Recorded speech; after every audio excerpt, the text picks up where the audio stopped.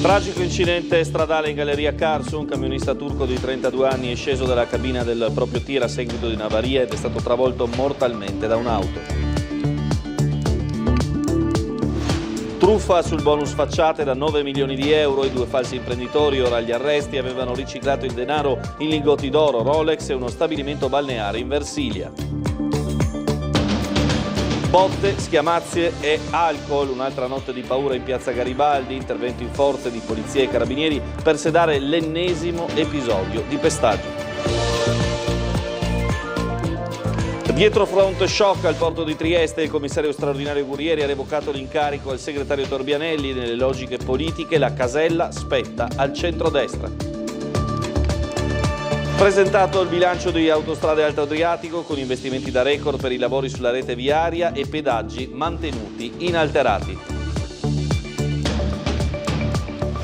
Cure palliative simultanee, aperto l'ambulatorio all'ospedale di San Giovanni di Dio a Gorizia, un punto di riferimento per l'intero Friuli Venezia Giulia. San Giusto diventa Sant'Angelo, il castello di Trieste si prepara a ospitare le 3 repliche della Tosca allestita dal Teatro Verdi, la prima domenica 29 giugno. Buonasera e bentrovati alla nuova edizione del telegiornale serale di Tele4. Tragico incidente stradale in galleria Carso sul raccordo autostradale triestino. Un camionista turco di 32 anni è sceso dalla cabina del proprio tir a seguito di un'avaria ed è stato travolto mortalmente da un'auto in transito. Non è servito a nulla il massaggio cardiaco durato oltre mezz'ora eseguito dai sanitari del 118. Il camionista, travolto da una Panda all'interno della galleria Carso, è morto sul posto. Il 32enne di origine turca, stando alle prime ricostruzioni, ha avvertito un guasto al mezzo pesante mentre saliva al raccordo autostradale dopo aver recuperato il mezzo al porto di Trieste. Era da poco passata la mezzanotte quando l'autotrasportatore ha accostato, per quanto possibile visti i problemi al motore, ed è sceso dalla cabina nel tentativo di posizionare il triangolo d'emergenza in attesa dei soccorsi. Appena uscito dal mezzo però è stato investito da una vettura in transito, nello specifico una Fiat Panda con al volante un uomo di mezza età. Il tutto è accaduto al termine del tratto in salita del tunnel poco prima dell'uscita per Prosecco. All'arrivo di ambulanza e automedica l'uomo era già in arresto cardiaco ma presentava anche un forte trauma toracico e fratture multiple agli arti. È stato intubato sul posto e massaggiato senza sosta sinché è stato inevitabile dichiararne la morte. In loco per rilievi, viabilità e accertamenti sulla presenza di parti del veicolo coinvolto sull'asfalto, la polizia stradale, i vigili del fuoco e l'ANAS. Maxi truffa nel settore del bonus facciate con crediti di imposta reinvestiti in beni di lusso. Un'operazione di sequestro da 9 milioni di euro avviata dalla Guardia di Finanza per i 2 responsabili, entrambi toscani. Il PM ha chiesto gli arresti domiciliari. Un'altra truffa sul bonus facciate. Stavolta i falsi imprenditori edili hanno riciclato 9 milioni di euro di crediti fittizi in lingotti d'oro, orologi di lusso, polizze vita, comprandosi addirittura uno stabilimento balneare con annesso ristorante in una nota località della Versilia. I finanzieri del nucleo di polizia economico-finanziaria di Trieste, coordinati dalla procura di Pistoia, stanno avviando un sequestro preventivo finalizzato alla confisca di beni e contanti nei confronti dei 2 responsabili residenti delle province di Pistoia e Massa Carrara, relativi a fittizi crediti d'imposta per bonus facciate e al loro successivo autoriciclaggio. In corso perquisizioni e interrogatori a seguito della misura degli arresti domiciliari già richiesta dal PM. I provvedimenti rappresentano l'epilogo di un'indagine avviata nel 2022 su una società con sede a Trieste. Partendo da questo caso e risalendo la filiera delle cessioni dei crediti, le fiamme gialle sono risalite ai soggetti toscani. La ditta, nella veste di general contractor, ovvero di un soggetto giuridico a cui il committente appalta la realizzazione di un'opera, ha indebitamente ottenuto il riconoscimento di ingenti crediti d'imposta da bonus facciate mediante fittizie comunicazioni all'Agenzia delle Entrate. Le indagini hanno svelato la simulazione del possesso dei requisiti per accedere all'agevolazione fiscale, ovvero il finto pagamento del 10% dell'opera, nonché una sovrafatturazione abnorme degli interventi edili concretamente eseguiti e in molti casi totalmente inesistenti. In alcune circostanze, proprietari degli immobili le cui facciate sarebbero state asseritamente oggetto di ristrutturazione hanno dichiarato di non aver mai sostenuto alcun lavoro. I crediti d'imposta sono stati poi monetizzati mediante la cessione a diversi istituti di credito ed aziende private. I finanzieri hanno quindi ricostruito la filiera della cessione dei crediti d'imposta fittizi e attraverso una minuziosa analisi dei flussi finanziari successivi all'incasso dei proventi hanno individuato la destinazione finale dell'ingente somma di denaro di matrice criminale. Intervento in forze nella notte di polizia e carabinieri in piazza Garibaldi, l'ennesimo pestaggio evidenzia una volta di più l'area come una delle più calde dal punto di vista dei fenomeni criminali, della sicurezza del capoluogo giuliano. Ancora violenza, ancora in piazza Garibaldi, ancora polizia e carabinieri impiegati in massa per risolvere il parapiglia che ha scosso per l'ennesima volta i residenti di un'area della città dove non sembra esserci la possibilità di avere un po' di pace. Oltre una decina di rappresentanti delle forze dell'ordine sono stati necessari per sedare il diverbio scatenatosi nella notte poco prima dell'1. Un uomo di nazionalità marocchina ha preso a pugni un altro di origine ancora non nota, facendo scaturire un parapiglia con urla che hanno svegliato chiunque abbia la propria abitazione affacciata sulla piazza. Gli agenti hanno avuto il loro bel da fare con l'aggressore, portato via dalla polizia. Il ferito è stato invece trasferito al pronto soccorso dell'ospedale di Cattinara. Ma mentre i carabinieri facevano da supporto all'operazione, ecco che un ubriaco proveniente da uno dei bar ha messo ulteriormente in difficoltà gli operatori, costretti a occuparsi anche di lui. Si tratta in questo caso di una persona già attenzionata con precedenti di polizia che avrebbe minacciato diverse persone lungo la via. Insomma, non c'è pace per la piazza della Madonnina d'Oro.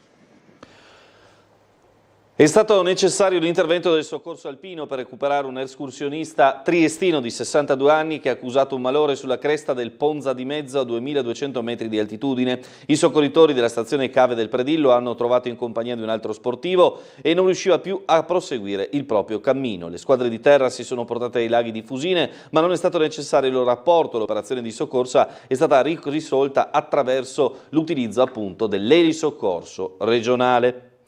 Il 16 di giugno un detenuto del Coroneo è stato ricoverato in terapia intensiva all'ospedale di Cattinara con una diagnosi di meningococco batterico. Il paziente attualmente è in isolamento e le sue condizioni sono stazionarie. A seguito del ricevimento della notifica obbligatoria, la struttura di igiene e sanità pubblica ha avviato tutte le misure di prevenzione necessarie al fine di limitare il diffondersi della patologia. È attualmente in profilassi a scopo preventivo. Tutto il personale della casa circondariale è venuto a contatto, più o meno 60 detenuti e 50 agenti di polizia penitenziaria. Asugi conferma il monitoraggio costante della situazione che non registra al momento nuovi casi.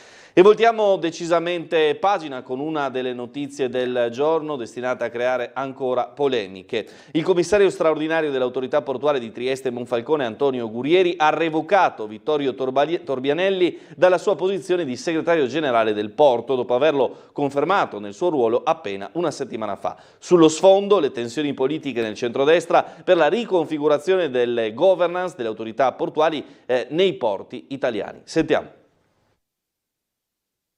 La notizia è di quelle shock per l'ambiente portuale. Vittorio Torbianelli è stato revocato dall'incarico di segretario generale del porto di Trieste e Monfalcone, posizione in cui era stato riconfermato solo una settimana fa dal commissario straordinario Antonio Gurieri, già designato in prospettiva come presidente dello scalo, che ha dovuto procedere al dietrofront. Dovuto perché risulta evidente come non si tratti di una scelta personale o tecnica, bensì di una chiara indicazione politica, in un momento in cui la maggioranza di centrodestra sta battagliando sullo scacchiere delle nomine delle autorità portuali, scontro che va avanti da mesi. Evidentemente quel ruolo spetta a un preciso partito politico. Torbianelli, non certo un meloniano, è storicamente vicino al PD, era candidato anche nella lista civica di Cosolini sindaco, era dunque un'operazione indigeribile a livello romano.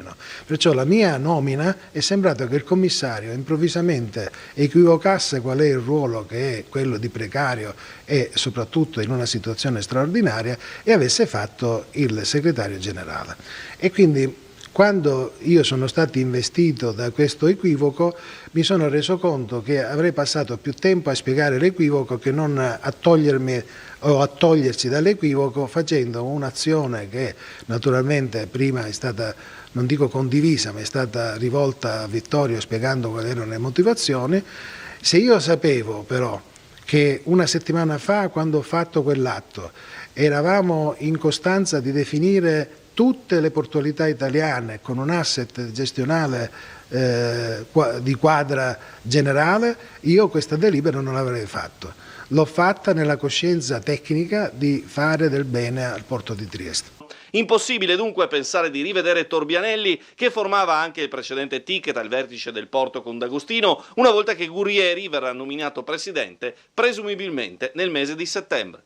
Siccome il presidente si troverà a proporre un candidato in comitato di gestione dove fanno parte la regione, il comune, la capitaneria di porto e quindi naturalmente dovrà condividere con questi questo nominativo.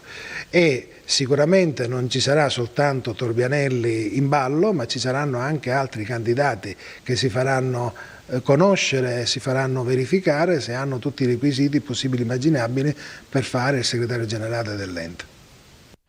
E non mancano ovviamente le reazioni, a partire da quella di Caterina Conti, segretaria regionale del Partito Democratico, dove il presidente Fedriga dice: ci aspettiamo che sia garante dell'interesse del porto di Trieste e dell'economia regionale, non della spartizione di posti in quota Fratelli d'Italia o altro. Se la sua autorità non finisce fuori dal palazzo della regione, se la sua preoccupazione non è solo il terzo mandato, faccia valere il suo ruolo istituzionale e impedisca il saccheggio della torre del Lloyd. Poi in giornata è arrivata anche la decisione dei partiti di opposizione in Consiglio Comunale, Lista Russo Punto Franco, Partito Democratico, adesso Trieste, Movimento 5 Stelle, di una mozione urgente in Consiglio Comunale, sconcerto per la revoca delle deleghe al dottor Vittorio Torbianelli e richiesta di tutela della continuità gestionale dell'Authority. La mozione impegna il sindaco e la giunta a porre in essere ogni iniziativa utile e opportuna presso il Governo nazionale e il Ministero delle Infrastrutture e dei Trasporti affinché siano adottate decisioni che assicurano la piena continuità gestionale dell'autorità di sistema portuale del mare Adriatico orientale nell'interesse superiore del porto di Trieste e del suo sviluppo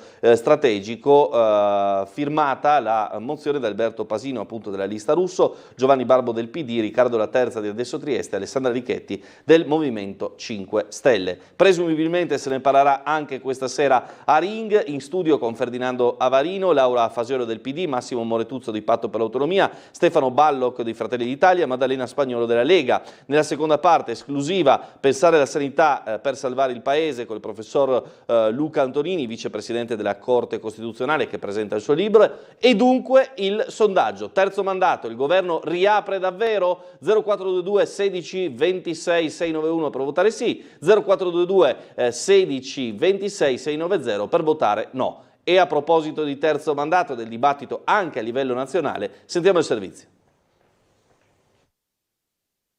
Io da mesi dico che la questione terzo mandato sarebbe stata una questione da risolvere o da eventualmente sottolineo, affrontare a Roma, nel senso che al netto della nostra sacra ed inviolabile specialità, ovvero potestà primaria anche sotto questo punto di vista, è un tema che triangola inevitabilmente rispetto anche ad altre regioni e ad altre scadenze.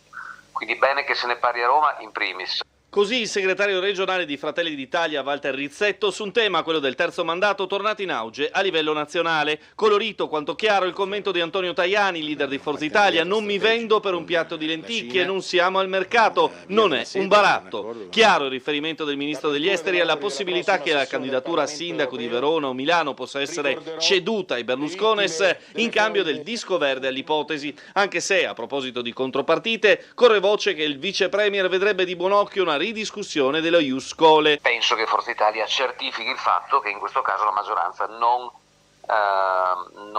tutta la maggioranza non è d'accordo nell'andare a proseguire su un dibattito di questo tipo. Sul fronte meloniano il ministro Luca Ciriani, l'uomo che ha scosso il Friuli Venezia Giulia innescando la crisi di maggioranza sul fronte sanitario, ma anche in quel caso l'ipotesi del terzo mandato era più che sullo sfondo, parla di scadenze tecniche, cioè il termine ultimo in cui le regioni devono convocare i comizi elettorali, in sintesi non oltre la metà di settembre, considerando che di mezzo c'è agosto, ha dichiarato: se la Lega ha intenzione di presentare qualcosa è il caso che si dia da fare. Che possibilità residua resti è un qualcosa che deve essere chiaramente celebrato in termini di proposta, attenzione, già nelle prossime ore. Ed ecco la replica del ministro delle infrastrutture e leader leghista Salvini: la nostra proposta da questo punto di vista è chiarissima da sempre, il problema è che c'è già stata bocciata 4 volte. Intanto da Matera, dove si è svolta la conferenza delle regioni, il governatore Fedriga ha spiegato: mi sembra evidente che ci sia una discussione in atto sulla questione del terzo mandato per il presidente delle regioni, vediamo dove porterà. Intanto però nella riunione odierna non se ne è parlato. Allora è stato inaugurato questa mattina a Gorizia il nuovo ambulatorio di cure palliative simultanee all'ospedale San Giovanni di Dio, un modello che mira a migliorare la qualità della vita del paziente dalle prime fasi della malattia. L'ospedale San Giovanni di Dio a Gorizia ha un nuovo ambulatorio di cure palliative simultanee, ma al di là degli spazi inaugurati con il taglio del nastro, si tratta dell'avvio di un servizio che rappresenta un approccio integrato tra terapia curativa e mantenimento, senza attendere che le condizioni del paziente peggiorino fino a richiedere esclusivamente le cure del fine vita. Un modello che mira dunque a migliorare la qualità della vita dei pazienti, sin dai primi sintomi della malattia. Perché è un ambulatorio di cure palliative simultanee. Simultanee vuol dire che le cure palliative non arrivano dopo che il paziente ha già intrapreso una parte del percorso di cura, ma inizia con il percorso di cura del paziente, quindi sollievo anche nell'assunzione dei farmaci, assistenza psicologica al paziente, ai caregiver e ai familiari. È la materializzazione di un processo importante che prevede la trasformazione dei modelli organizzativi in trasversali, orizzontali, non più verticali, e soprattutto mette al centro il tema della cronicità rispetto all'acustia, quindi percorsi che sono definiti dal sistema professionale con fatica e che però oggi trova questo risultato importante riconosciuto anche nelle competenze della dottoressa Calligaris, che è riconosciuta come uno dei maggiori esperti di questa materia. Per noi, come avete sentito, è un momento che programmiamo da anni. Finalmente abbiamo trovato questo spazio e siamo riusciti a organizzare il nostro servizio in modo da garantire la presenza in ospedale, che è molto importante proprio perché favorisce la continuità e delle attività specialistiche con la nostra attività specialistica e quindi garantisce la centralità del paziente, una prontezza di risposta. Bene, allora ci fermiamo un istante per la pubblicità, ci rivediamo tra poco anche con il servizio sulla situazione delle autovie Alto Adriatico. Ci rivediamo tra poco con la seconda parte del telegiornale.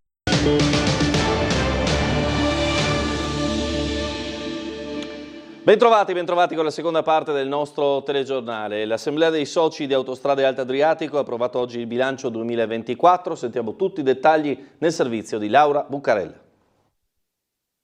Massimo storico di transiti sulla rete con oltre 52 milioni di passaggi e un piano finanziario da quasi 2 miliardi che mira a riqualificare ponti, cavalcavie e caselli. È stato un anno da record il 2024 per Autostrade Alto Adriatico, la cui assemblea dei soci ha approvato oggi il bilancio chiuso con un fatturato di 229 milioni e un utile di 22,85 milioni, nonostante la difficile situazione geopolitica che ha comportato l'incremento dei costi dei materiali. Ma la notizia migliore per l'utenza è la decisione di non aumentare i pedaggi. Mi fa piacere segnalare questo aspetto perché tutte le concessionarie autostradali, tutte, a dicembre del 2024 hanno formalmente richiesto un aumento del pedaggio autostradale. Autostrade Alto Adriatico è stata l'unica concessionaria autostradale a richiedere formalmente al Ministero di non applicare nessun pedaggio autostradale. Ecco, questa è la notizia che tutti si aspettano, sono invariate non soltanto per il 2025 ma anche per il 2026, anche questo è frutto della gestione in-house della società. Focus poi sulla realizzazione della terza corsia dell'A4 che ha per ora raggiunto uno sviluppo di 76 km, ha portato al rifacimento di 22 ponti e viadotti con un investimento di oltre 1 miliardo di euro. Non è una terza corsia vista come un mero ampliamento, qui noi stiamo rifacendo un'autostrada per migliorare il servizio all'utenza, stiamo rifacendo decine di viadotti, decine di cavalcavia, centinaia di interventi che sono alla fine prodotti per l'utenza. Siamo riusciti a mettere in campo un piano economico-finanziario molto ambizioso che prevede appunto con tempistiche veloci la realizzazione dei lotti in questo momento in territorio veneto per fare in modo che questa arteria autostradale che collega l'Italia all'Europa dell'Est sia sempre più sicura e più trafficata.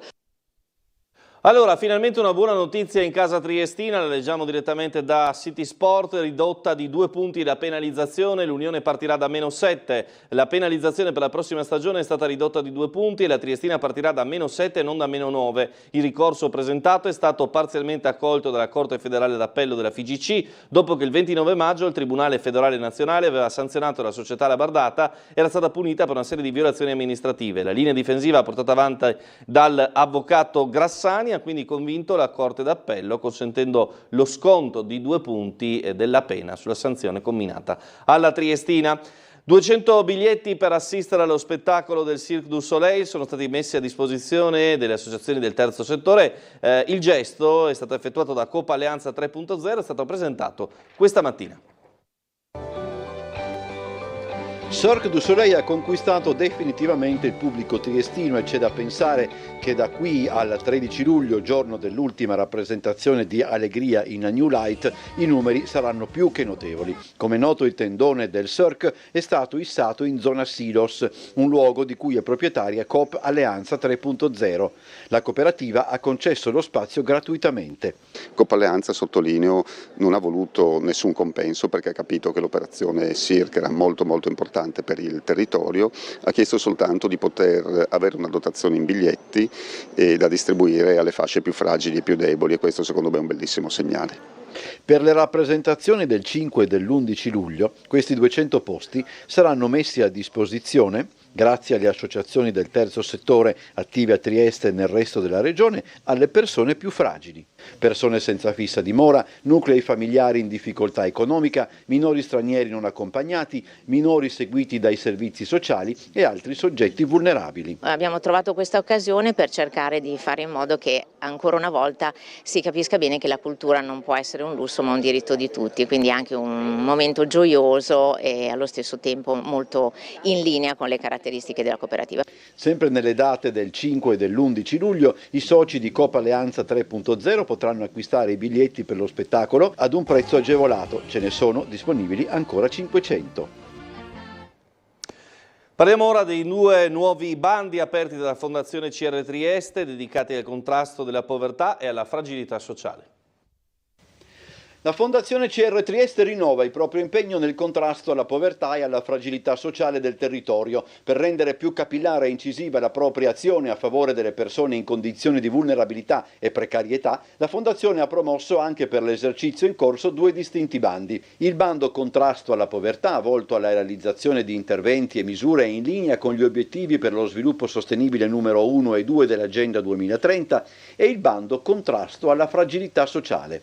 Le risorse messe a disposizione ammontano complessivamente a 500.000 euro, ripartiti equamente a 250.000 euro per ciascun bando. Possono partecipare ai bandi le realtà associative senza scopo di lucro attive nel settore del volontariato e le aziende pubbliche di servizi alla persona operanti nel territorio dell'originaria provincia di Trieste che intendono realizzare interventi da avviare successivamente alla comunicazione dell'esito del bando, indicativamente nel prossimo mese di settembre, da concludersi entro il 31 dicembre del 2026. Ciascun soggetto potrà presentare una sola richiesta per ciascun bando. Le domande, redatte sull'apposito modello disponibile sul sito www.fondazionecrtrieste.it nella sezione bandi, dovranno essere corredate dalla documentazione richiesta, firmate dal legale rappresentante del soggetto proponente presentante entro le ore 12 di giovedì 31 luglio 2025 tramite consegna a mano o posta elettronica certificata all'indirizzo info@fondazionecrtrieste.it. L'esito della selezione sarà comunicato tramite il sito web della fondazione stessa e in forma scritta a ciascuno dei richiedenti. Allora, sono 3 le repliche della Tosca. Il Teatro Verdi allestisce l'opera di Puccini nella cornice straordinaria del Castello di San Giusto. La prima è fissata per domenica 29 giugno. L'altro anno Turandot, quest'anno Tosca, ma facciamo un passo in più perché quest'anno l'allestimento sarà interamente dedicato al Teatro Verdi e quindi sarà particolarmente adatto all'ascolto e anche alla visione di Tosca in un contesto ovviamente magico, un castello come nell'opera originale. Inizio alle ore 21:15, domenica 29 giugno, martedì 1 luglio, venerdì 4 luglio. Sono 3 le date per Tosca al Castello di San Giusto. Lo spettacolo è stato presentato ieri nel foyer del Verdi e già si annuncia particolarmente interessante, non fosse altro, come lo stesso sovrintendente ha sottolineato, proprio per l'ambientazione che, se da un lato si collega alla vicenda stessa messa in musica da Puccini, dall'altro rimanda ai fasti del passato, quando San Giusto era palcoscenico di grande fascino d'estate per appuntamenti con la lirica che ancora restano nella memoria di chi ebbe la fortuna di assistervi. Logicamente questa edizione di Tosca assume un significato che va oltre l'aspetto artistico. Per noi una prova molto interessante perché consolidiamo una tradizione che abbiamo cominciato l'altro anno e che speriamo possa continuare a lungo anche per la funzione turistica che uno spettacolo del genere può avere per Trieste. Sul podio il maestro Enrico Calesso, regia di Stefania Panighini, scene di Nicolò Cristiano, costumi di Chiara Barichello, luci di Emanuele Agliati. Giuliano Polo non nasconde la soddisfazione per il comparto artistico dello spettacolo. Ci saranno 3 grandi artisti, Fabio Sartori, Elena Pancratova e Ambrogio Maestri, quindi anche la qualità musicale sarà garantita. È tutto per il TG, restate con noi.